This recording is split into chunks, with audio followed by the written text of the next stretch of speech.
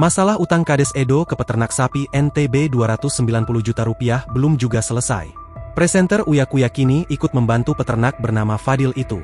Diketahui sebelumnya, Kepala Desa Mander, Kecamatan Bandung, Kabupaten Serang, Banten, Edo Saifuddin membeli 16 ekor sapi kepada Fadil, peternak asal Nusa Tenggara Barat di tahun 2024. Namun, hingga kini Edo belum melunasi pembayaran pembelian sapi tersebut. Fadil yang hadir dalam podcast Uya Kuya pun menceritakan sulitnya menagih utang kepada Edo Saifuddin sampai dirinya harus menghadapi tuntutan tanggung jawab dari sejumlah petani di kampung halamannya.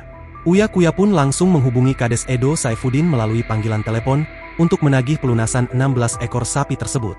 "Pak Edo, ini saya Uya Kuya. Ini gimana Pak masalah sapi ini dengan Pak Fadil ini? Soalnya beritanya udah kemana-kemana," ujar Uya Kuya kepada Kades Mander.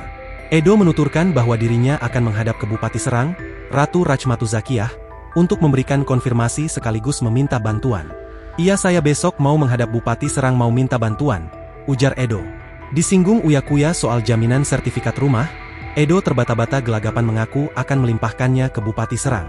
Anggota DPR RI Dapil DKI Jakarta II ini pun meminta agar sang Kades segera menyelesaikan pelunasan utang 16 ekor sapi tersebut. "Saya kasihan dengan cerita Pak Fadil. Maksudnya saya minta gimana caranya Bapak juga pastikan ada jalan keluarnya kalau Bapak gak bisa bayar sapi itu. Ya rumah itu dijual segera Pak," tegas Uya Kuya. Sebelumnya, Fadil yakin melakukan transaksi jual beli 16 sapi kepada Kades Edo lantaran dijaminkan berupa surat AJB rumahnya. Namun, keberadaan Edo Saifuddin bak ditelan bumi. Fadil mengaku kesulitan bertemu Kades tersebut lantaran jarang berada di rumahnya. Download Tribun X sekarang, menghadirkan lokal menjadi Indonesia.